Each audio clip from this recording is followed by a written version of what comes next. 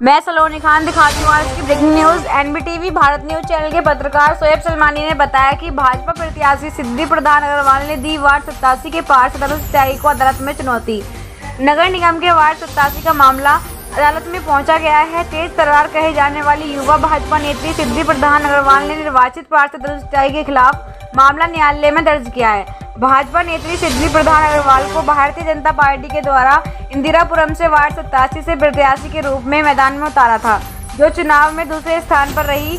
भाजपा प्रत्याशी सिद्धि प्रधान अग्रवाल ने निर्दलीय पार्षद अनुज त्यागी के खिलाफ शपथ पत्र में दी गई गलत जानकारियों को चुनौती देते हुए माननीय न्यायालय में मामला दर्ज कराया है, जिसे माननीय न्यायालय में स्वीकार करते हुए 31 मई को प्रथम सुनवाई के रूप में अदालत में मामला निर्वाचन याचिका संख्या 774 के नाम से अदालत में पेश हुआ है। उसके उपरांत जिला सत्र न्यायाधीश की अदालत में विपक्षी अनुज त्यागी पुत्र राम कुमार त्यागी और चुनाव आयोग के अधिकारियों को नोटिस जारी कर दिया गया है। इस मामले में 21 जुलाई 2023 को सुनवाई की तिथि तय की गई है। सिद्धि प्रधान अग्रवाल के इस मुकदमे में जिला जज की अदालत में पैरवी एडवोकेट जगदीश चौहान नीरज सक्सेना के द्वारा की जा रही है।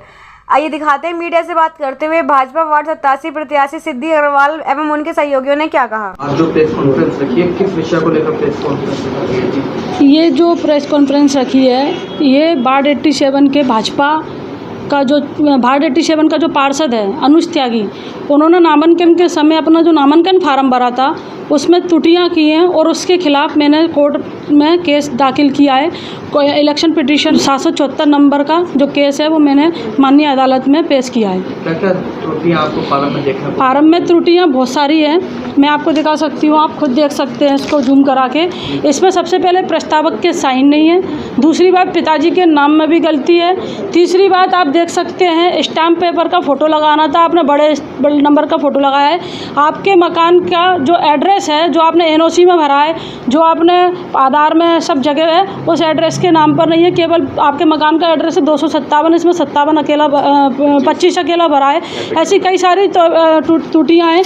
आपने एक एफिडेविट बनवाया है, इस एफिडेविट को आप खुद देख सकते हैं कि इस एफिडेविट पर किसी भी प्रकार का कोई चीज़ मेंशन नहीं की गई कि ये एफिडेविट बनवाया किस लिए है और किसने बनवाया है। हम एफिडेविट बनवाते हैं, एफिडेविट पर अपने सिग्नेचर भी करते हैं, हम एफिडेविट पर अपना एक फ़ोटो भी लगाते हैं, उसमें किसी भी प्रकार का कोई चीज़ मेंशन ही नहीं है कि हमने उस एफिडेविट को बनवाया है, तो क्यों बनवाया, किस लिए बनवाया, किसने बनवाया है।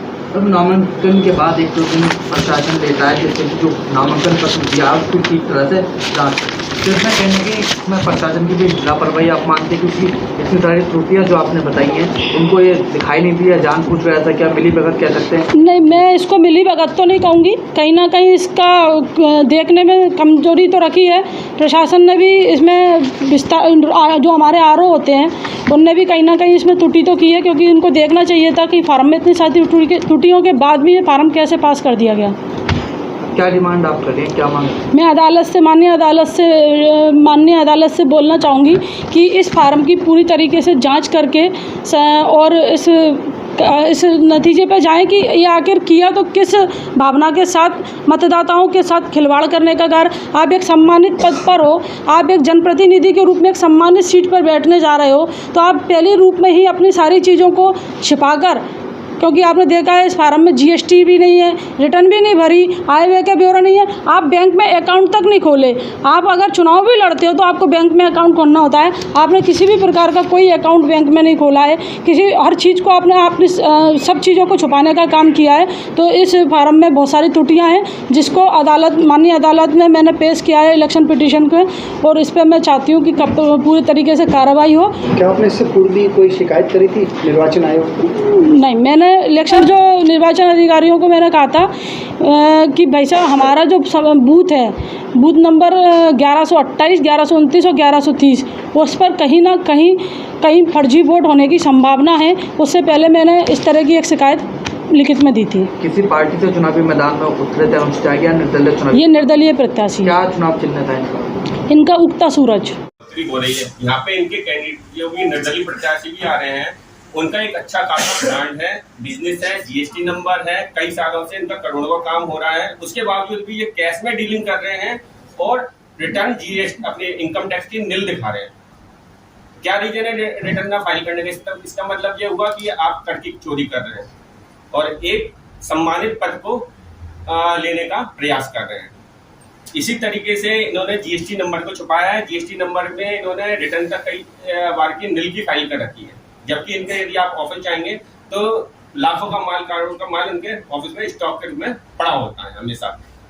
इसी के बाद यदि इंटरमीडिएट इनकी एजुकेशन की बात करते हैं, इन्होंने केवल और केवल एजुकेशन में अभी मोदी जी के लिए खिलाफ सारे लोग अपोजिशन वाले एजुकेशन के पीछे पड़ गए कि इनकी डिग्री कहाँ है। यहाँ पे इस बंदे की केवल इंटरमीडिएट लगा के टिक छोड़ दिया, ना ईयर बताया किस ईयर में पास आउट हुआ है, ना ये बताया कि किस कॉलेज स्कूल से इसने इंटरमीडिएट पास आउट किया है।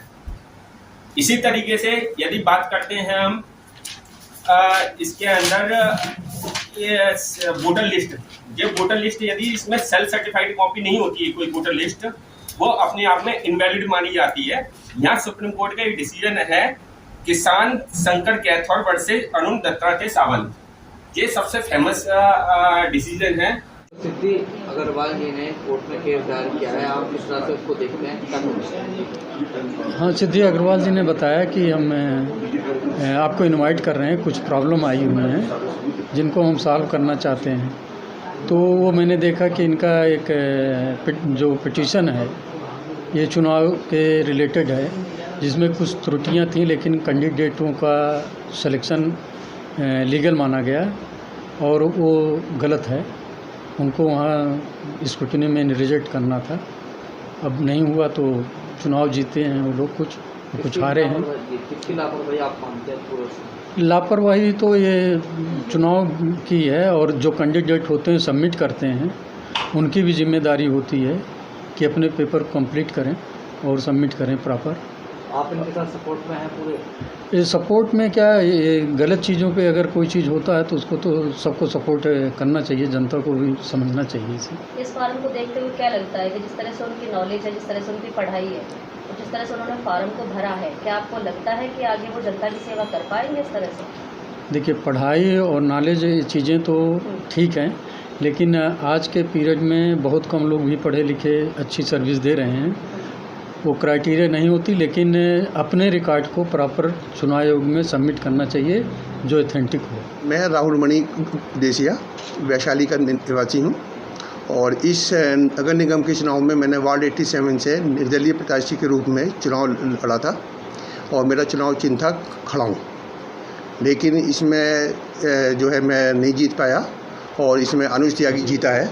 मैंने इनके जो फॉर्म लोड जो चुनाव आयोग की जो वेबसाइट है उस पर जब वो इलेक्शन ख़त्म होने के बाद सारे नॉमिनेशन फॉर्म वो अपलोड करते हैं पब्लिक के लिए, उससे मैंने जब उसको डाउनलोड करके पूरा प्रिंट आउट निकाला तो मैंने भी इन अनुज त्यागी के फॉर्म की पूरी जांच करी, उसको पढ़ा। उसमें बहुत सारी गलतियां थी जो कि अभी सिद्धि जी ने आपको बता दी हैं। तो इसमें जहाँ तक सवाल है गलतियों का, तो मेन इसमें जो गलती है वो चुनाव आयोग की है। चुनाव आयोग के अधिकारियों ने अपनी ड्यूटी का अच्छी तरह से पालन नहीं किया। अगर वो अपना अच्छी तरह पालन करते तो अनुज त्यागी का नामांकन ही उनको रद्द कर देना चाहिए था। तो इसलिए ये चुनाव अवैध हुआ है और इसको निरस्त करके चुनाव आयोग को इसकी जांच करके न्यायालय भी अपने तौर पे इसकी जांच करे और उनका जो चुनाव जो रद्द किया जाए।